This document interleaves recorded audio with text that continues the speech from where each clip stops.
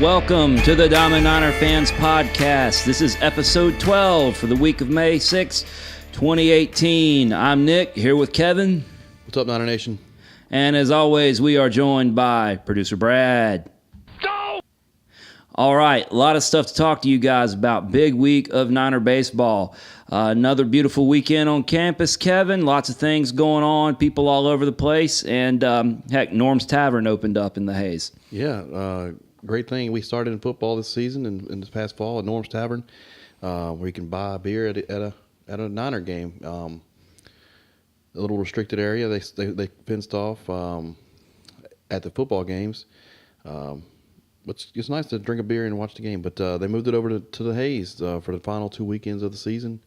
This weekend was the first trial on that, and it looked like several folks were indulging. Yeah, it looks like some folks took advantage of that. It's a great idea. I mean, I think this all stems from the North Carolina State Legislature changed some of the rules around that, I think, and there was some ruling. It's not just Charlotte that's done this. I think it's across the state that's become a thing.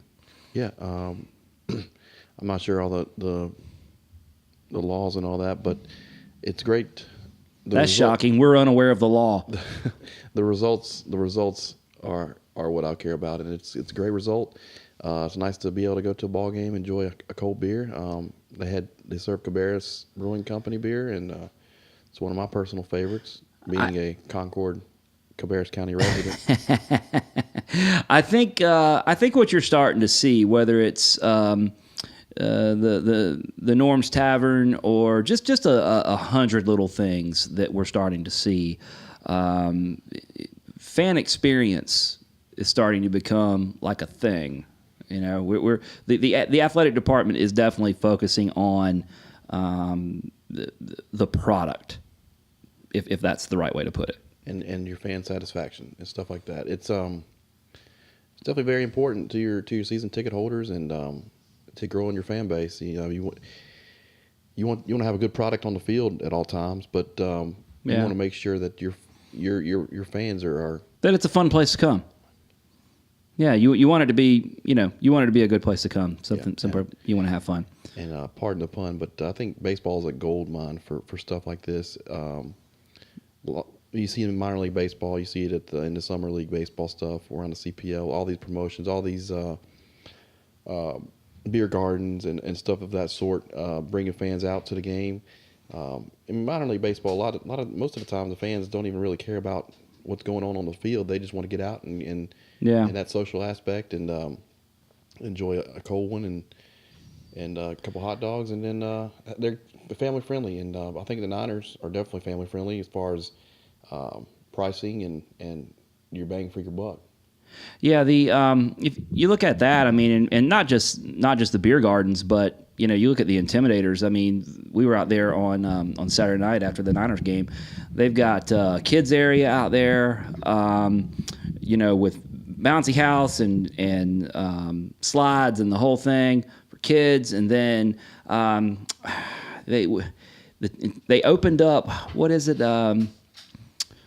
Sensory friendly area, right? This year. There's like a suite. One of the I think they turned one of the suites into a sensory friendly viewing area. Yeah. So that's just becoming a part of sports. Is how to make not only it's more than about just the game. It's about the whole thing and the experience and what makes the sport better. I mean, what brings you out to the park instead of sitting at home and watching on TV. Yeah. I'm just glad that we're starting to adopt some of these strategies. Right, and it's great to see. Yeah. And we had with the ice cream helmets too on Saturday, and yeah. Speaking of Saturday, another thing another cool thing we got to be a part of was the Grand Slam Club event that they did up in the suite during the Saturday game. That was pretty cool. Yeah, it's always great to get up there in the Eric Walker suite. Great place to watch a ball game. I mean, it really is. I know this is somewhat. I know I have green tinted glasses, but I think that this is the best view of campus. is from that Eric Walker suite. It is. It's phenomenal. I mean, if it's not the best, it's way up there on the list. Way up there. Yeah, it's and the event was great. Michael Garrett did a great job putting it together, and others that worked with him. Yeah, Dan DeVos was up there hanging out with us a little bit. Yeah, Lauren Hibbs came up there. Coach Hibbs came up and gave us a few minutes of his time. Gave us an update on the indoor indoor training facility. Indoor practice facility. Indoor practice facility. Indoor practice facility. It's not just for hitters anymore. I actually think it's the indoor pitching facility that the hitters also get to utilize. I think it's. I'm on Team Doty here. See Team how this Doty? works? I'm on Team Doty. Well, I'm an equal opportunity. Last week I challenged him to a foot race. This week I'm on his team. Did you ever hear back from him on the foot race? No word. Maybe after the season's over we'll hear something. Well, you got. He's got some things on his mind, I think. Yeah, I think he's busy. But yes, it is. It was brought to our attention that it's pitchers will be using that facility as well. Yeah, it's for the whole team. It's not just the hitters. It's for the whole team, which is good, right? I think it's gonna be awesome because they're gonna have 2 full cages in there, a little waiting area, and they'll have. I mean, I'm sure they'll have the mounds in there, so you can get work in all the time, rain or shine, snow. Whatever. Yeah. That's going to be really cool. I mean, you can see the develop. They've cleared the ground over there, and it's going to be really cool over the summer to watch that come up. And I would think it's probably going to happen pretty fast. Not too fast, but I'm hoping that they'll have that online. If not for the fall, hopefully by the time we get to next winter, when the weather. Well, yeah. Yeah, they said September. They said probably be September when they get it going. But yeah, a lot of folks put a lot of hard work and a lot of fundraising into that facility, and made that happen. So, shout out to all those guys that put some money up and made that facility a reality. It's going to be a reality within a few weeks or a few months. Yeah, and speaking of that, I think one of the we got the update from Coach on the facility. We got a Grand Slam Club update. I think they were talking 94 members this year, raising about $40,000. I think was the number I heard. I mean that's huge. That's fine. I mean we've been big proponents of that from the beginning, and it's growing every year. Yeah, it's awesome to see it grow, and I mean, you can see where your money goes. You see what's going on. You see. Yeah, just look around. Yeah, just look at the field. Look at everything they got going on the field. All the new construction every year. Seems like they got something else going up there. So, I think one of the things that you could see this weekend was the Grand Slam Club money helps pay for these upgrades around there. You mentioned the field and all that, but we've got padding on the outfield wall out there now, and that's come in handy twice this weekend.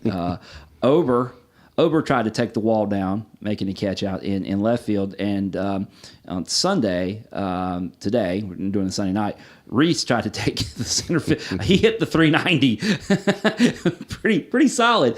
So we've got padding on the wall out there now. How about that? So we've got 2 guys that made awesome catches this weekend and are not, to our knowledge, not on the disabled list now. Yeah, well, by running through a wall. Thankfully, and yeah, it's got to feel better than the wood, but that they've had. But yeah, it was a great event. They do it every year for some of the donors, and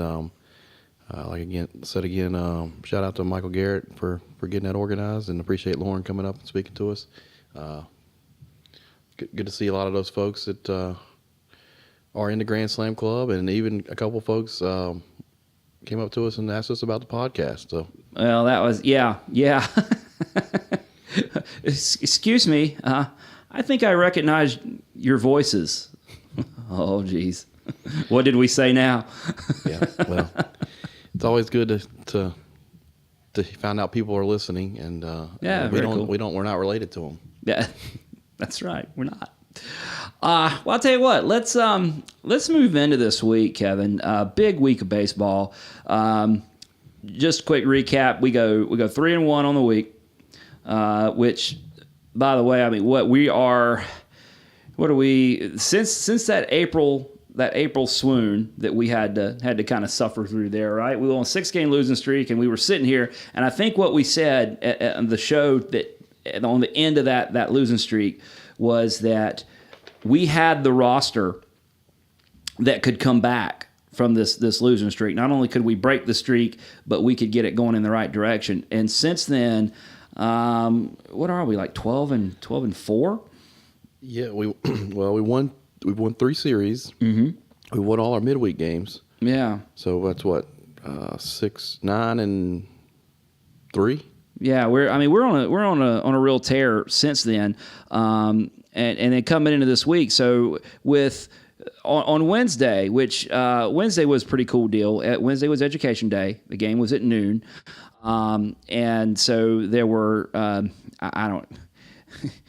Hundreds, probably sounded like thousands of school kids in the stands that were there at the Hayes as a reward for school performance. And man, the boys put on a show for them. Yeah, I mean, 18 runs, 18-2 final on that one.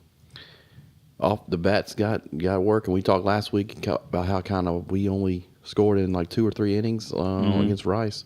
Well, they made up for it on Wednesday. They just bats exploded.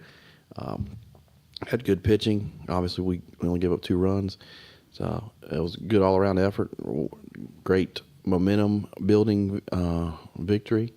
A lot of guys got playing time, and I mean we couldn't ask for a better result than that. We got 1, 2, 3, 4, 5, 6 pitchers, 7 pitchers got some work. And about everybody hit. I mean, we had 17 hits, 18 runs. So, yeah, some guys get 6 at-bats, and during a game, it's that's a sign things are going your way. It's kind of like my old man softball league at times, and you get 18 runs on the board. Do you get 6 at-bats in a game? Oh, no. I'm kind of retired from that anyway, but 4 for 6. Yeah, I usually go 6 for 6 or something like that. Oh, okay. Pardon me. But yeah, you get to the plate 6 times and something's going right. Yeah, that's right. So good victory on Wednesday. Looks like the attendance was over 1,000 for that game. So I mean, at noon on a Wednesday, that's a lot of kids. Yeah, Chase Gooding picked up the W. Yep. And Winthrop. I mean, Winthrop's no pushover either. I mean, they always give us trouble. We're going to see them in next week after exams and all that. But they got some guys in too. So I guess it was good all around.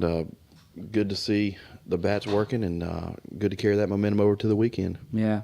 So speaking of momentum, carrying into the weekend, we head to the Hayes on Friday night. Big weekend of Conference USA baseball.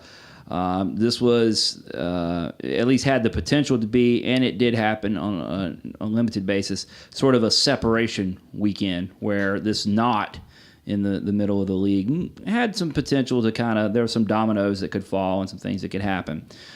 Biggest for the Niners, of course, was our series with Western Kentucky, because we were right next to them in the standings. Yeah, somebody was going to take this series this weekend, and whoever it was going to leapfrog the other. Right. And so we go into Friday night. Josh on the mound. They change up their pitching a little bit. They move their normal Friday guy to Saturday.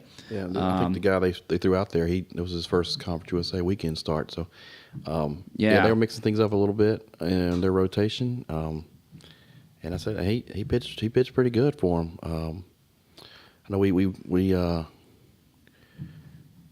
Josh got out of a big jam. He had bases loaded, nobody out. Mm-hmm. I think it's 2nd or 3rd inning, and ended up only giving up 1. I think it was the 3rd inning. He gave up 1 on the sac fly and got 3 outs. Yeah, got out of that inning, and we were rallying. We had 2nd, 3rd, nobody out, and they got out of the inning too with nobody scoring. So hats off to him. First Conference USA start. He pitched pretty good out. Had a pretty good outing only gave up 3. Josh, he battled the whole day. Almost closed it out too. Yeah, 8 2/3. Yeah, he only. Patton came in and got the one out that Josh didn't. But yeah, I mean, he only gave up one earned run over 8 2/3. He only struck out 4 this time. I mean, usually up into 9. Last 2 outings, I think he struck out 9 apiece. But he's up in 121 pitches. So he got a little trouble in that 9th inning. So Patton came in and closed the door. But hey, that going 8 2/3, that set us up for the weekend because Patton had pitched. He threw 3 pitches. We did not touch the bullpen essentially for on Friday night, and that sets the tone for the whole weekend. Right. I mean, everybody's fresh, and you can go with the matchups and all that. It frees you up to do a lot of things pitching wise. So yeah, when you got a guy on Friday night that just eats up innings and gets you a W, that's always a good thing. Leapfrogging you into the weekend. And I'll something to throw out there about Friday night is that I was walking to the stadium, and I got a text. It was probably about 5 minutes before first pitch. I got a text that said, "Man, you ought to see all the scouts that are in here." And there were probably, we've probably had that many scouts. I'm trying to think of an instance. It probably happened at some point last season. I can't remember the specific instance, but there were legitimately probably 20 scouts there on Friday night. And I mean, I think that speaks volumes. Were they there to see Josh's start? Yeah, you bet. But we've got some other guys that they had their eyes on too. And we've got. We'll talk about this sort of season wrap-up stuff, but we got a handful of guys that they were there to see as well, and it was great. I mean, you want to walk in the ball. It adds a different. The environment's a little different. The atmosphere is a little different when you walk in there and you see all those, a whole row of scouts, and they're all over the place, and it's got that big time feel to it. And you got all those major league logos sitting out. Yeah. Radar guns everywhere. Yeah, all that stuff, all that good stuff. Yeah. You got a couple sitting in your seats. Got a couple scouts sitting in your seats, and no Jesse Garber to remove them. Yeah. Oh yeah. But it's always good to see that. Like I said, I think we're going to have a few more Pro Niners to add to the list to follow come June. So big win for Friday night. It was good. Everybody felt good coming out of that.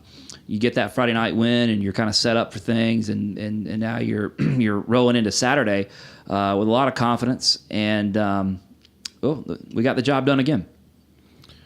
Yeah, like I said, we Cinco de Mayo, we had the big ice cream giveaway, ice cream helmet, and the Grand Slam Club event, and the Norm's Tavern.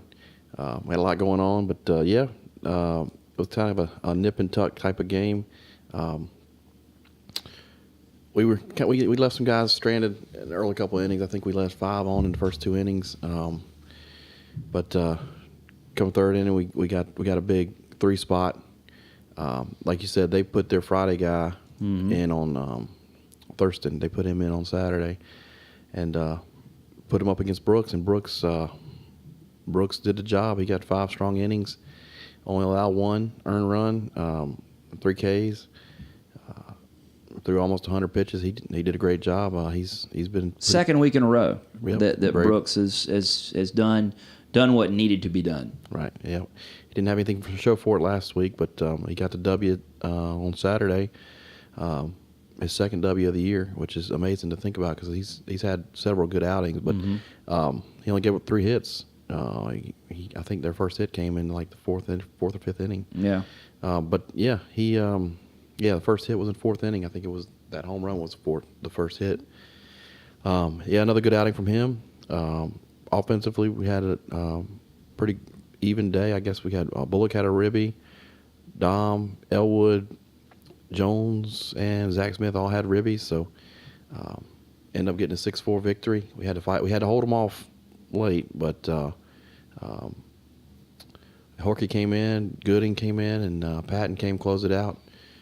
Good effort from the bullpen, and like I said, another good effort from starting pitching on Saturday. So here's the story from Saturday. This happened before the game. It was what day was it? Cinco de Mayo. Cinco de Mayo. So I get there a little bit early, right? And there's a tailgate going on in the lot over there, right? Yep. And it's the baseball appearance again. And they're doing it upright. And they have a Cinco de Mayo themed whole setup. Nice. Hats, just everything, right? They're throwing down. And so go over there and say hello, and there were these peppers. The Hamptons had made them. Okay? And I don't know what all's in this thing. Okay, but it's a pepper, and it's stuffed with like cream cheese and bacon and fire from the pits of hell. I don't know. I don't know what was all in this. I mean, I'm describing this, and producer Brad is drooling. And they're talking about him. Okay, they're talking about him. And Chuck Jones, Hunter's dad, has had one, and I think his mouth is still on fire. Right now, it is. Well, it was when I was there, okay? and they talked to me. They're like, "Oh, you got to try one of these," and I like spicy stuff. And I'm like, it's a lot of the baseball dads. So I'm like, "Oh yeah, I'll have one of those. That sounds awesome." So Chuck goes and gets one, and he brings it back. And then they're all. I should have known I was in trouble when they were all watching. The fact that I was getting ready to eat this thing was like, well, let's watch him do it. Is he really going to do it? Yeah. And I'm like, whatever. And so I just bite that joker in half and then bite it down to the stem and throw the stem away. And they're all standing there just kind of looking at me. They're like, "You feeling that yet?" And I said, "Yeah, I'm feeling that. It's good though. It's good." And it was really good. I mean, it was delayed. Okay. Delayed effect, right? Whew. Kevin, it's Sunday night? Yeah. My mouth quit burning 37 minutes ago. 37 minutes ago. I timed it. What kind of pepper was it? I probably should have asked that, right? Well, you probably couldn't talk. Yeah. Yeah, I don't know. I was just ignorant. I just didn't ask. But these things were awesome. I mean, they were really good. But man, and you're just standing there and you're like, oh yeah, man. You're like eating it and it's so good that you're already thinking about having a second one. But then you're like, your mouth tells you not to. And you know what? I totally played the whole thing off. I was like, oh no, it's good. I mean, I was not, look at this way. I was not going to cry in front of Mr. Hampton. Okay? That was not an option. So I made it. I did it. That was the story from Saturday. You cried in the car on the way home, right? No, heck no. We won. No, I didn't cry on the way home. We won the ball game. Yeah. So it was all good. So well, good. That's good news, Nick. I'm glad. Well, you were with me after that, and I seemed to be. We were at the at the Grand Slam Club thing, and I seemed to be fine enough. You were pretty fired up. Sorry, that was a bad joke. Sorry. Yeah, it's all good. But yeah, if you ever get offered a pepper at a baseball tailgate, just be careful. That's all I'm saying. That's a good life lesson. Just be careful. Just be careful. So let's move on. We got to talk about Sunday. Sunday night. That's today's game. Big opportunity, right? Because to set this up here, it was one of those rare weekends that everyone else pretty much in Conference USA was doing exactly what we would have wanted them to do. Yeah, even FAU was they were struggling with FIU. It was a crazy weekend. Crazy weekend. Southern Miss sweeps UAB, right? So that's good. That's what we wanted. For us, yeah. But Rice Rice steps up and gets the first two from San Antonio. They took the doubleheader on Saturday. And we're taking care of business. We spent Saturday night in fourth all on our own with a chance to make it really big today. Well, yeah, I mean, the FIU game got canceled, so we had a chance to pick up a half game on FAU. And we were already fourth by ourselves, like you said. We had picked up that full game on UTSA since they had lost two. Mm-hmm. So we were up. We were in fourth all alone, and a chance to gain a little ground on third. Like I said, everything started falling in place for us. It was beautiful. It was just kind of laying out. And then we get into today, and we just Niners dropped the game 9-8. Yeah. And we spotted them a 6-1 lead. Yeah, dug a hole early. Cooner didn't have a good outing. He made it into the third, but give us 6 earned, walked 1, struck out 3. But like I said, we had a hole to get out of. It was 6-1 after 2. But the Niners battled back. I mean, they're resilient. They jumped back, tied the game, took the lead late in the game. And I thought we were heading for extras. But back and forth. But the Niners just didn't have enough again. Didn't have enough magic like they did last week. I totally flipped this week, too. I went from, I'm Mr. It doesn't matter how big our lead is. We're not safe, and we're probably, this is danger zone here. Leads down to 10, whatever have you. And we're down 6-1 and sitting in the stands. And I'm sitting there talking to Ken Braswell, and Ken's like, oh, man, we got to get out of this hole. And I said, Ken, come on, man. We're totally winning this game. 5 runs is nothing. I said, you let me know when there's 2 outs in the ninth. That's the way I'm feeling about it at this point, right? And I'm like, man, we're going to get all those runs back. And we did. Yeah. We did, but then it just man, today hurt. Yeah, just couldn't get over the hump. Today hurt. Battled back strong. Just couldn't get out of the hole we had to start the game. I mean, hats off to our guys. They kept hitting like they always do, and they battled back. But I'd like to have that one today back. But anyway, we got the series win. We're sitting in fourth still in the conference. We're a half game up on UTSA now. They ended up picking up a win over Rice today, so they didn't get swept. We control our own destiny. Yeah, so we're in fourth. We don't need any help from anybody. We for can, fourth place, right? Yeah. Right. For fourth place, we can get fourth place no matter what anybody else does, and that's always a good place to where you want to be. And you look how FAU's playing in conference. I mean, they've been struggling the past couple series. Which can I just say is, I mean, it's so bad for our league. Yeah, we kind of Louisiana Tech and FAU have fallen off a little bit, and it's not really. I mean, the standings is one thing, right? But then just for our league, as far as positioning for the postseason, it's not good. Yeah, well, ever since that tie when they walked off the field against Rice, I mean they lost 2 out of 3 to UAB, and then they split with FIU, and the third game was canceled. Yeah, I don't know. Maybe Wayne Graham put like a hex on him or something. He might have. I mean, speaking of Wayne Graham, they had a big. I mean, they helped us out a lot this weekend. They did. They took the doubleheader. They rained out on Friday. They took the doubleheader on Saturday, and we just enough for us to propel past UTSA with that season-ending series looming. It's good to have that be on the positive side of that half game instead of on the negative side of it. Because when you get on the negative side of it feels like you're never going to get it back. Yeah. So here's the summary here.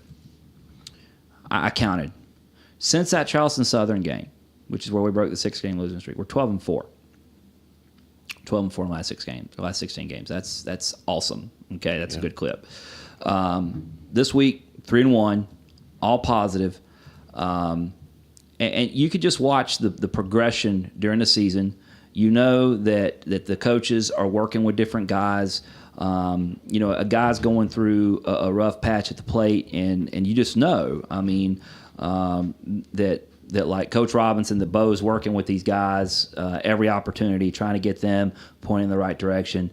Doty's doing that on the pitching side. They're all working with these guys, and what we've got to do is we've got to get it all working together at the same time. We've done that a little bit, but we haven't really clicked on all cylinders yet, and that is evidenced, I would say, by the fact that we've yet to get a sweep, and we've probably left 2 on the table, honestly. Old Dominion and this weekend with Western Kentucky. Those were great opportunities. Right. And so when the pitching is going, then maybe the bats are not where we want to be. And you know what I'm saying. We got to get it. And even within like the pitching rotation, for the longest time, Brooks was kind of in the weeds, and we've seen Brooks move back, and he's gotten it back together. He's looking a little more like the Matt Brooks from last year.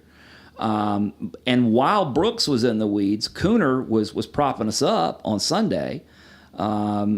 And now Brooks is kind of back where we want him, and now Cooner's, it seems to have lost a little, probably just lost a little confidence. Well, he pitched good last week. I mean, he pitched good at Rice. Our best week all the way around. Yeah, and it's just, like I said, we had 1 or 2 bad innings leading up to that weekend. Yeah. On our pitching staff. Yeah. For the whole weekend, pretty much, and you're right. We talked about this off air. Mm-hmm. We talked about this where I think we've gotten over the hump as far as our confidence, as far as we have conversations that we don't record. You believe that? No. So yeah, they've had a great streak here, and we talked about that. We had a tough schedule to start off with, and after we finished playing first place teams, the schedule got easier in conference, mm-hmm. and we've capitalized on that. We made some ground in the conference standings, and we still got 2 weeks left, and we've got Marshall, who's in the 11th in our conference right now. We got them at home this weekend, and then we'll battle it out with UTSA on the road to end the season. Yeah. So Niners are 27-20, 13-11 in the conference, 4th in the league. RPI probably changed a little bit more overnight, but at 91 right now, respectable. Right. And so we're moving into this week. No midweek game, right, and I think that's that can probably be a good thing. We got a little extra practice time maybe instead of game prep, and Yeah, I think it's we got exams. I think they're going through exams and stuff. Oh yeah, I got to give some of those. Yeah, we have our student athletes go to class at Charlotte. So yeah, they've got the academic side to worry about. Oh yeah, and they've been doing great in the classroom. Also, just want to mention that, but actual student athletes. Yeah, so exams going on. So usually they don't schedule a midweek game during the exam week. Got graduation coming up next Saturday. So yeah, lots going on. If they're done with exams, they're pretty much living like a minor league ball player, just focusing on the baseball and what they're doing in their downtime. Why don't we do this? No disrespect to Marshall, but we're not really gonna spend much time on them. They are 19-24, 7-16. 7 and 16 in the league, in 11th place. RPI 193 coming in here. We should. This is another excellent opportunity for us to pick up some wins. We should be in position to take care of business. But I think what is big about next weekend is Saturday we're going to have Senior Day. Right. And we've got 7 guys that are going to be honored before the game on Senior Day.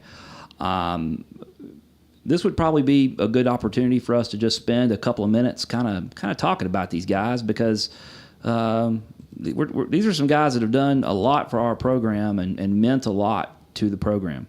Yeah, I guess the 4-year guys that seniors. They've been, I think they were the second Conference USA recruiting class. Yeah. They've seen a lot. We kind of threw a lot of these guys into it right off the bat. The transition from A10 to Conference USA was an uphill climb, and where we started was pretty rough the first couple seasons in. But it was a big transition. Yeah, and huge transition. We lost a lot of guys. We lost a lot of guys on that last A10 team, like seniors and pro guys. So there was a lot of holes to fill, and kind of jumping into the deep end when you're taking a step up in conference. Yeah. Step up in competition. So hats off to those guys. Why don't we do this? Why don't we just recognize these guys individually and talk about it a little bit? I've got a list here. No particular order, folks. Just got a list here and kind of spotlight each one and say a little bit about them. Let's start with Austin. Start with winning time. Winning time. Yeah. Austin Wynn. He's actually a redshirt senior. Redshirted his freshman year. Local kid out of South Mex. He's a Charlotte guy and has spent 5 years here on campus. Yeah, 5 years. I guess he was part of that initial Conference USA recruiting class. But yeah, I mean, this year he's got hadn't allowed to earn run. Knock on some wood. He's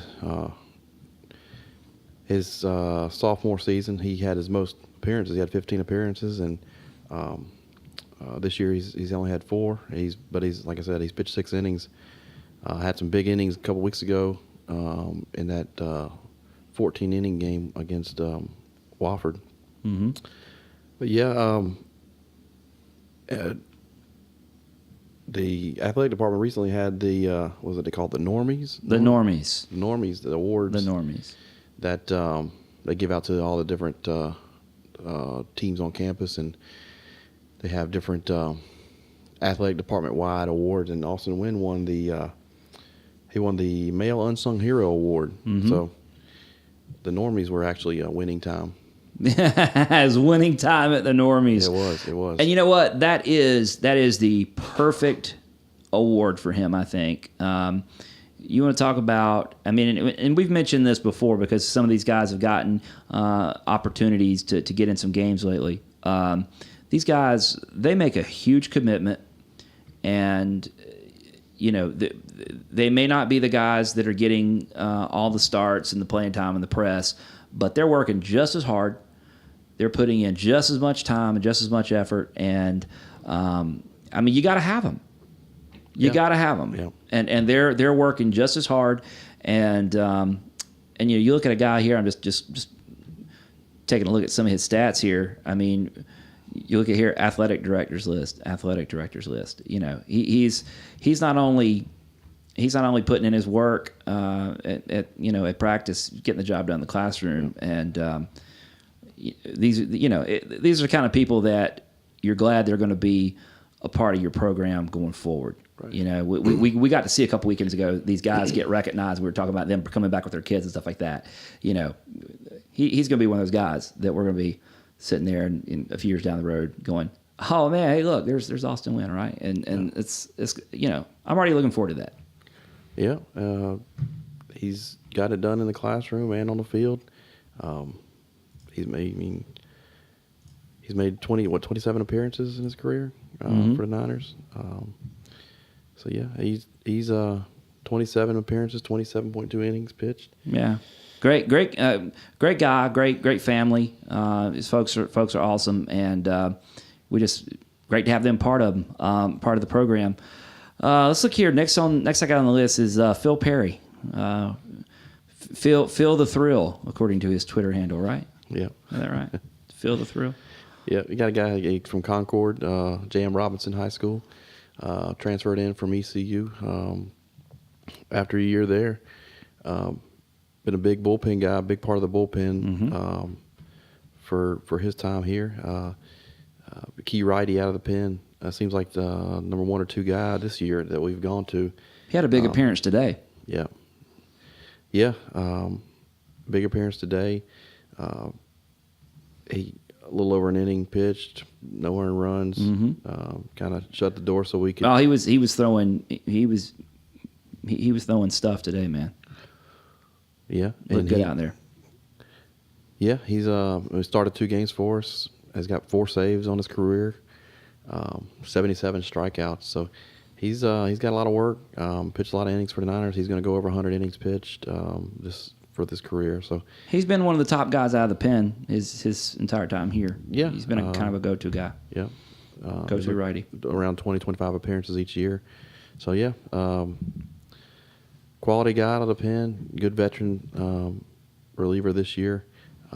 It's good to have that going down the stretch here, closing out his senior season, and hopefully in the tournament time when we are needing some senior leadership, and we'll get it out of these guys. Yeah, and as you said, another local guy, Concord, North Carolina, J.M. Robinson, right here out of Cabarrus County. So, not really a Charlotte kid, but right here out of the area. We're currently in Cabarrus County. We are in Cabarrus County. But at Diamond Niner Fans World Headquarters. So we got goes to ECU, and then transfers into Charlotte. Ends up coming home and has a good career here for the Niners. You know, and that I think we've done a good job of getting some of those guys that go away and come back. Yeah, I mean Colton Laws, Colton Yet. I mean Mims. Right on down the line. I'm talking important guys. You know, next what will happen? You know what'll happen next, don't you, Kevin? When we turn the corner, these guys just won't go away. Right, they'll stay. So come here out of high school. But you know, that's what we're building here. Yeah. Next up on my list, a guy that you hear us talk about every week because he's all in the mix, doing big things, is Josh Maciejewski. Yeah, I mean, what we've talked about him every week. He's had a great senior season. He's been a starter,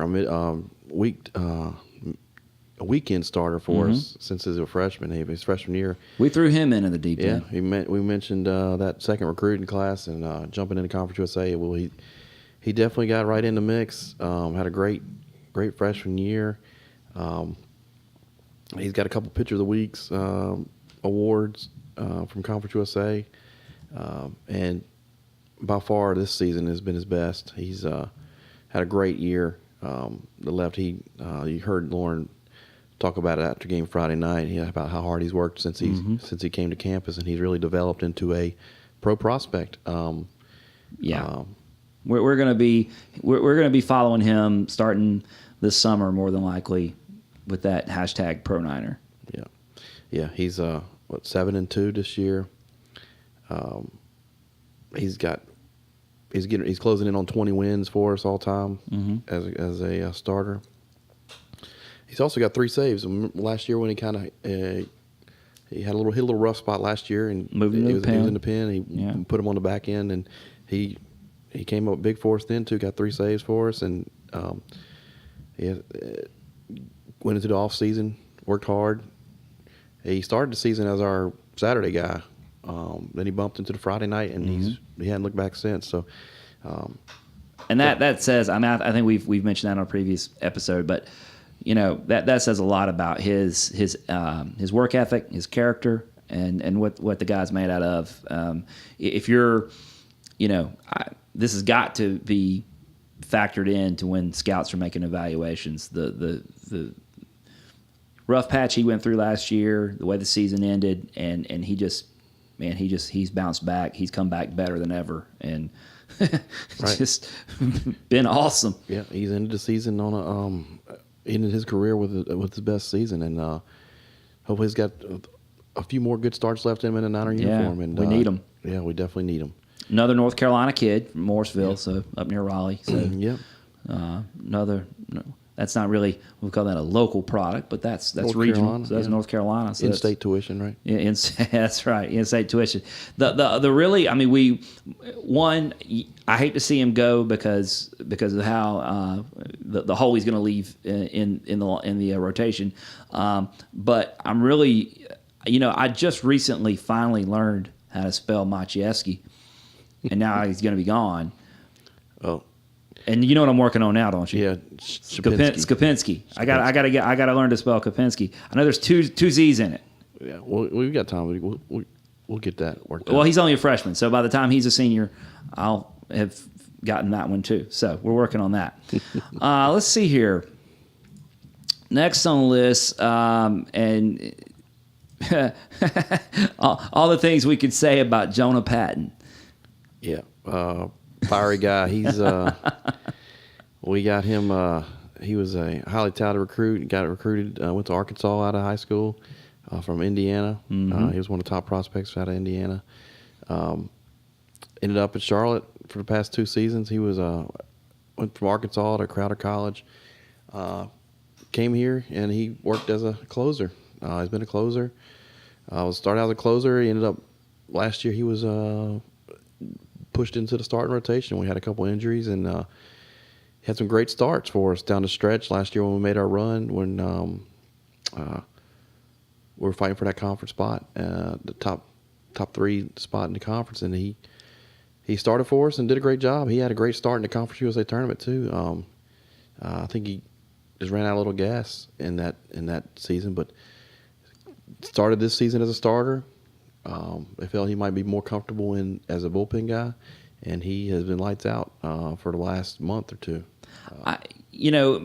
And hats off to him that he was willing to be flexible and move around and do whatever the staff asked him to. But I love him as a closer. He is a closer. He has the mentality of a closer. Yeah, he's got that fire. I mean, he's lashing out every strike, every out. He's lashing out at the directing traffic after the guy struck out, showing them yeah. which way to go. Yeah, you got to love a guy like that. It makes the game fun to watch, and there's no doubt he makes things interesting sometimes. But that only adds to the drama. No, I think he likes that. Yeah, well, he thrives on it, I think. Yeah. But yeah, he's been lights out, man, for the past month or so. Yeah, it really has. So and that's another one, man. That's a hole in the lineup right there that we've got to fill. Certainly gonna, if not only the on the mound, but just personality wise, we have to find a replacement. Which, by the way, I think I know who that replacement is on the attitude front. Oh yeah. Yeah, I'm not gonna tell you. We'll get that on the season preview. I think I know, but I'm not gonna tell you. Okay. Yeah, I know things, but I'm not gonna divulge them. Okay. Let's talk about next year on the list. Jacob Craver. Craver, yep, lefty out of the pen. He's been a solid bullpen guy for us. King, North Carolina. Yep. Stokes County. He's made a couple starts for us. I remember he started. I think both of his starts were at the Uptown ballpark. I know he started last year. Was it NC State? He started Uptown. You might be right. He did not start at State. No, he came out of the pen, but you might be right about that. Yeah. I always think of we've mentioned this early in the season. I cannot think about Craver without thinking about the game in Raleigh Last year, Yeah. last year's game in Raleigh when he baffled them, man. They couldn't figure him out, and that was a great victory for the Niners, and he was a big part of that one. I think State was top 10 at the time. Yeah, you might be right about that start Uptown. I'm drawing. But yeah, I'm drawing a little blank right now. Yeah, solid lefty out of the pen. He's had, I guess, 2 starts.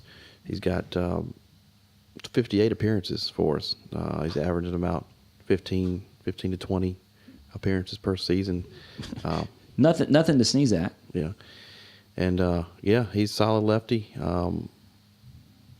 I always like seeing him come in when we have lefty matchups, and he's already gives a different look to the batter. But yeah, he's definitely a quality a bullpen guy and solid part of that bullpen. We got senior leadership in the bullpen. You mentioned with Patton and Craver and Wynn. And then Perry. We got a lot of seniors in there, and there's going to be a lot of holes to fill in that bullpen. Yeah. Well, let's stick with that theme. It's actually I'll skip down the list here, but you've made a great segue here, talking about senior leadership in the bullpen. Let's talk about Matt Horkey.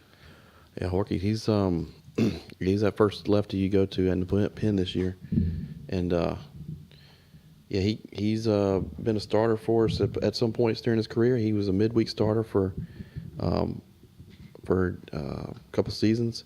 Had a lot of midweek starts. This year he's mainly been the first lefty out of the pen we've gone to, and he's had a quality season, really good senior year. He's made 21 appearances this year out of the pen, picked up 2 saves. He's pitched about 31 innings. He's going to get probably around 40, 50 innings. So quality guy, definitely the first bullpen guy, first lefty we usually go to out of the pen. And he's been producing since he was a freshman. He had 16 appearances as a freshman, 24 as a sophomore. I mean, he started 4 games in his first 2 seasons. Started 5 as junior year, and he's moved into the first lefty out of the pen this season, and he's had a good year. And another regional guy, Greensboro, North Carolina, Ragsdale High School. So I just love I love that North Carolina, that local regional flavor. The whole roster. I like that aspect of it. Yeah.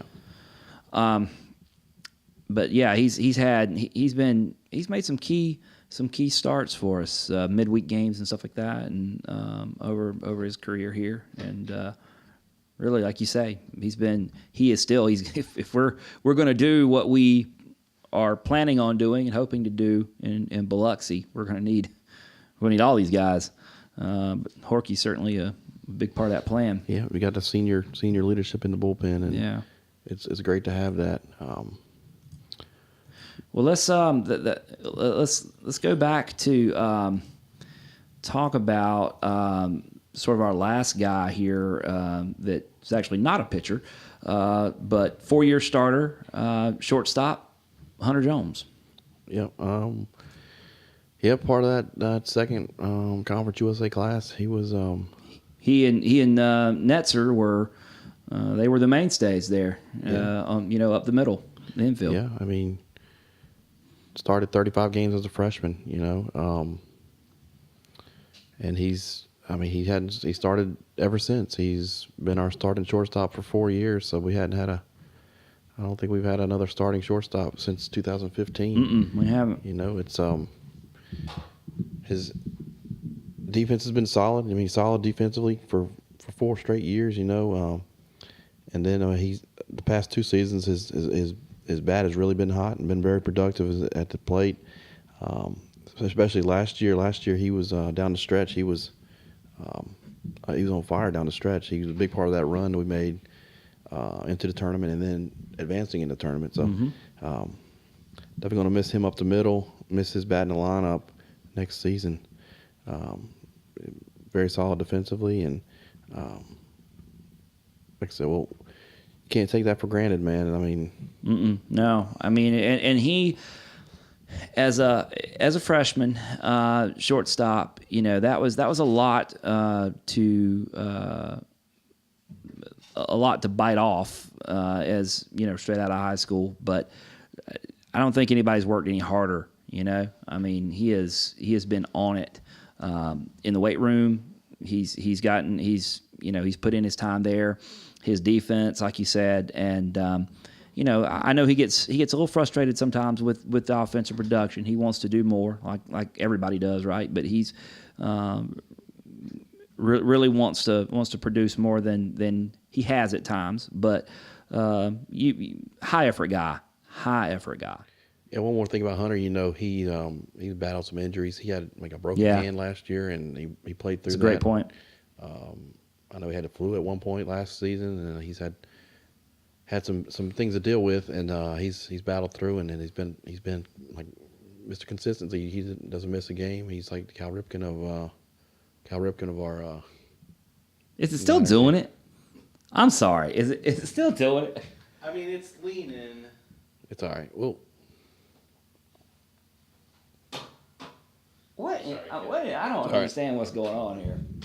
I think it just starts leaning.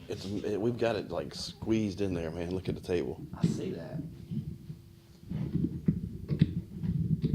Maybe I don't need to be so tight with it.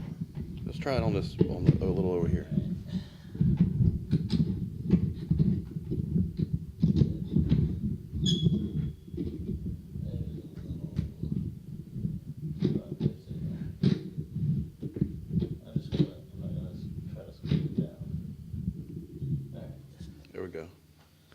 There we go. is the balance of it off? Like, is that?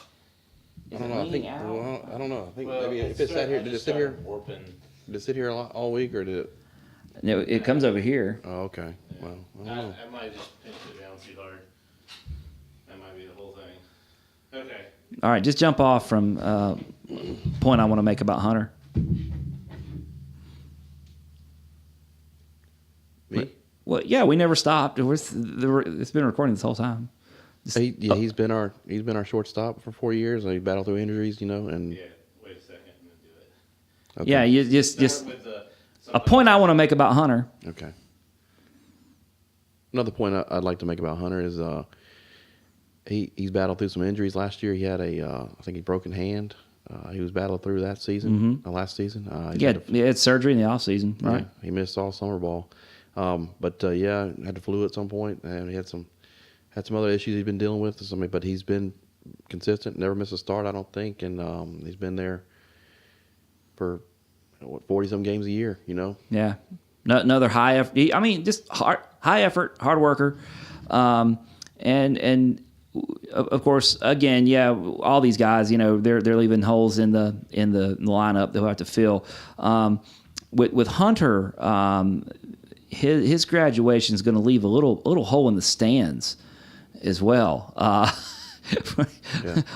Hunter's grandparents sit right behind us at the Hayes, and I don't know who's going to keep score for us now. I don't know, Nick. I go to Marlene for all my important questions about what just happened, and I mean, she knows baseball, and so does Charles. Man, they know their stuff. Yeah, I think they've watched a few games. What do you think? Quite a few. Definitely fun people to talk to. Once get to Hayes and talk to them, they got some good stuff to talk about, and his mom and dad too. I mean, all of these, and that's what. Let me just make a broad point about all these seniors. Is this is what is so fun about the program is it's such a family. The family aspect of it, because when these young men make a commitment to our baseball program, it's not just them that's coming. I mean, their families are in the stands, and oftentimes, I dare say that there is probably not a road weekend that the majority of these families are not there. Right. Traveling all over the place. And with Conference USA, it is all over the place. So there's really that family aspect to it. Yeah. They're probably some of our biggest listeners. Biggest, only, majority, whatever. Yeah, well, back to Hunter real quick. His next game's going to be his 200th game for us. So, that's awesome. Yeah, that's awesome. Definitely going to have a hole to fill there for next year. Yeah. So that's if you're counting at home, that's 7 seniors.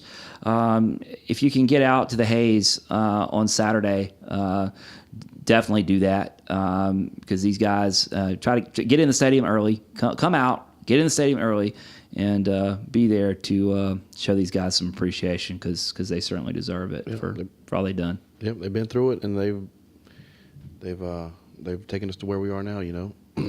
Top 3 or 4 teams in Conference USA from where we came from is a big step, and very proud to be a part of that.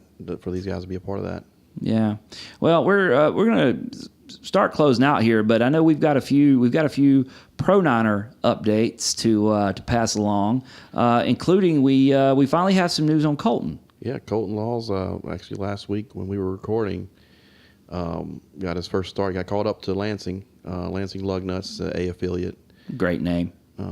For Lansing Lugnuts. The Lansing Lugnuts. The A affiliate for the Blue Jays. I think low A. Yeah. The South Atlantic League kind of equivalent. But he got his first start last Sunday, and he pitched again on Friday night. So he's in the rotation, starting rotation for Lansing. Great to see him in the full season ball, and great to just finally have some news on him to pass along. Yeah, it's good to see that. So yeah, we'll keep you updated. He'll probably get another start probably midweek this week. So we'll keep you updated.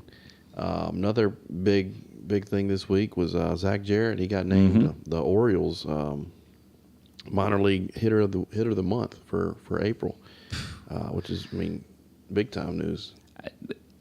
I mean, all these guys. I mean, we just got through talking about all these seniors and all their effort and all their work.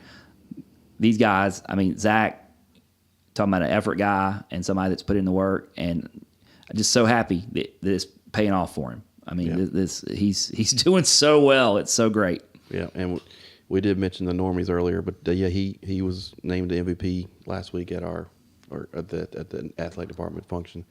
Also, while we're talking about that, I don't want to forget Jackson Mims was named the Pure Gold Service Award winner for the athletic department. Said he had 245 hours of service to the Harvest Time Bible Camp. How awesome is that? Yeah, getting it done on the field and off the field. Sounds like Niner baseball racked up at the normies. Yeah, well, they should. They walked the green carpet. It was winning time there. Sorry, my mic is attacking me again, but yeah, we with the Pro Niners update. Zach won Orioles minor league player of the month. Brett Netzer had his first homer as a pro this week. Big time for Brett. Yeah, good to see that. TJ doing TJ things.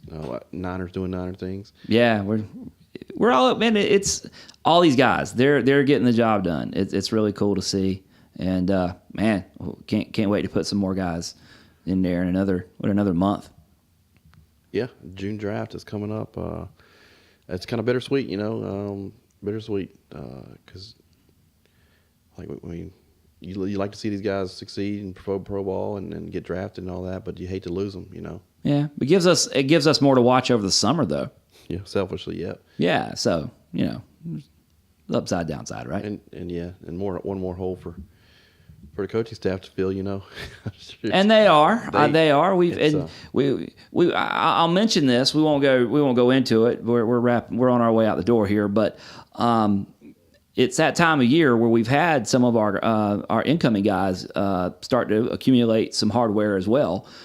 Players of the conference player of the year and tournament MVP and stuff like that. We've seen some of that stuff. We'll save that. We'll do a recruiting wrap up show for you guys, later on. But we're talking about all those holes we had to fill. It looks like the staff has gone out there and found some dudes to come in and plug some of these holes. Yeah, we have some exciting guys to watch. They're getting some pro looks too, but we've retweeted a couple of those things in the last few days. So if you're interested in who we're talking about there, you can check some of that out. But we'll see what happens in the June draft. It's like I said, bittersweet. It's a fine line between. When you're recruiting guys, they're gonna make it to campus or they're gonna go pro. But yeah, we've had a pro guy the last 3 years in our recruiting class decide to go pro. So we'll see what happens. Yeah, it's really cool. It's been a lot of fun. It's a lot of fun to watch the standings week to week. It's a lot of fun to check on the Pro Niners. Heck, sometimes it's even a lot of fun to do this show, Kevin. It's always fun to sit here with you. You're right. You're right. I could see where it would be. Well, we're gonna wrap it up here before we get ourselves in trouble. We've got these last 3 games for the year at the Hayes. With Marshall coming in. Come on out Friday, Saturday, Sunday. You can get tickets 687-4949. Call the ticket office, talk to John George and our buddies over there. Online, packthemind49.com, or just show up at the box office at the Hayes and get a ticket. Come check out Norm's Tavern. Come check out the Niners. Definitely come if you're going to come Saturday and check out Senior Day and make sure these guys feel the love for all their service here over the years. You can always reach us. Find us on Facebook, Diamond Niner Fans on Facebook, at Diamond 9ER Fans on Twitter. And you can always subscribe to our YouTube channel here if you happen to like anything we've said. So with that, we're going to wrap it up here. Kevin, another week in the books. Another great week. And 3 in a row. 3 good weeks in a row, right? 3 good weeks in a row. We're fourth in the conference. It's all good, and we're gonna see if we can let's see if we can get another series win next weekend, right? Yep, pack the haze. All right, pack the hay. So for Kevin and producer Brad, I'm Nick, and we'll plan on seeing you at the Haze.